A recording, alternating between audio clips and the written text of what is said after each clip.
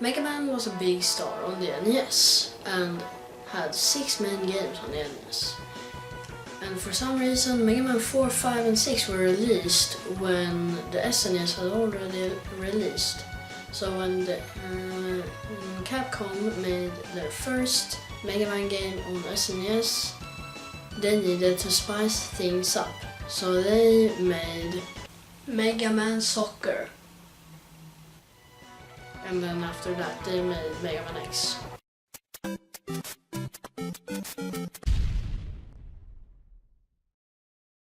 X is a robot created by Dr. Light and is able to think and feel emotions. And X was locked away for 100 years until Dr. Kane discovered the capsule. When Dr. Kane discovers X, he started to create robots based on X's technology called Reploids. But then the Reploids start acting violent and they were called Mavericks. And X and Zero has to stop the Mavericks and their leader Sigma. In the intro stage you meet Boba Fett. That absolutely destroys you, but in the last moment Zero saves you. And at that moment you understand that you are not strong, and that's why you see up to Zero, and in the end you are stronger than Zero if you have achieved your goal, if you remove the whole Maverick thing. In the most Megaman games you choose the order you play the levels, and you do that in this game also. But there is an opening stage which I think is good, and the music in this stage is really great.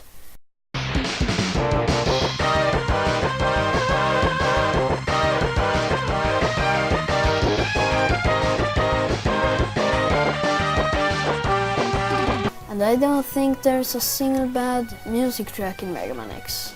Even the music that plays when you're looking at the password is good.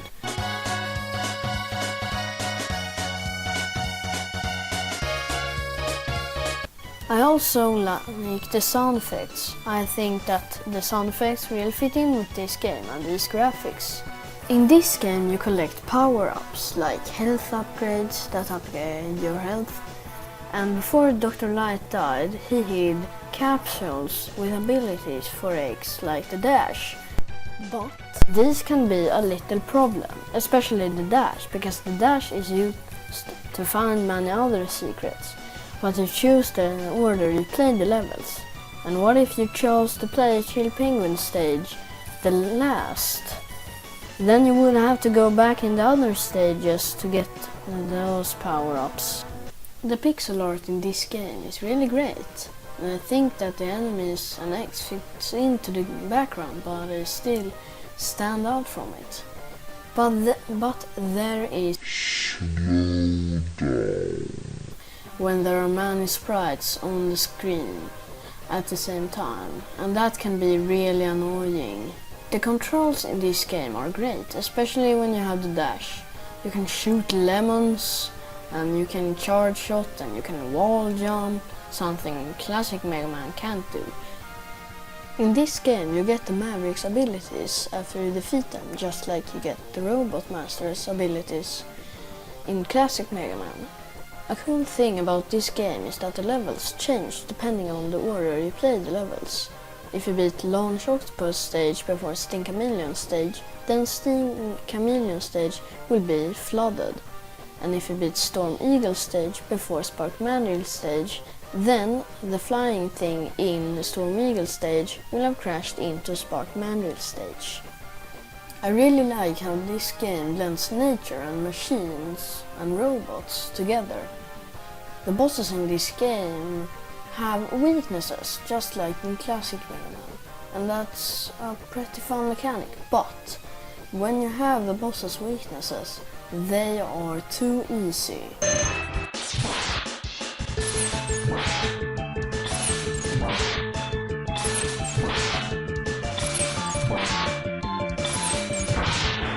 So that's not good. A weird thing about this game is that there are no humans.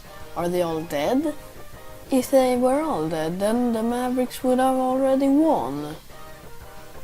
This game feels like classic Mega Man, and that's why I compare this game so much to classic Mega Man.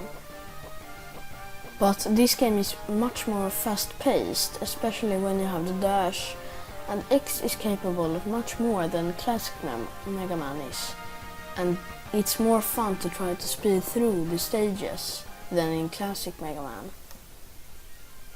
This game also has a much darker tone than classic Mega Man, especially in the dialogue.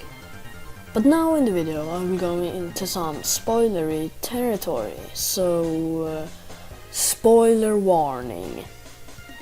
Now when you have defeated all of the Mavericks, it's time to take on Sigma. But first you have to beat the Sigma stages. And in these stages you will have to fight all of the Mavericks again, and some new bosses like the weird monster car.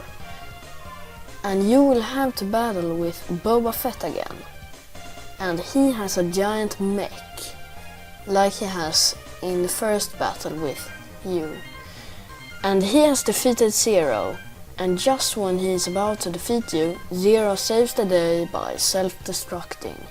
And Boba Fett doesn't have a mech anymore, so I defeat him with the power of Street Fighter. Hadouken! After you have defeated the Sigma stages, it's time to take on Sigma, but first you beat up his dog. Then you meet Sigma and in a battle with him, and it's really hard. And when you have defeated him, you fight him again, but this time it's really hard. And when you beat him, the credits start. But at the end of the credits, this pops up. Blah blah blah, I will see you soon, X. That sounds like a bad excuse to make a second one. So Megaman X is pretty similar to classic Mega Man. And it's great, it has good music, good graphics, good controls, it's fast paced, it is good in many ways. But it has some flaws, like frame rate issues, and the bosses are too easy when you have their weaknesses. But this is still a great game, so I give this the official Recordo rating of 17 out of 20. So goodbye and have a good day. Or night if you're watching this at night. Thank you for watching, and if you like this video you can give it a like. And you can subscribe if you want. And you can also leave a comment if you want.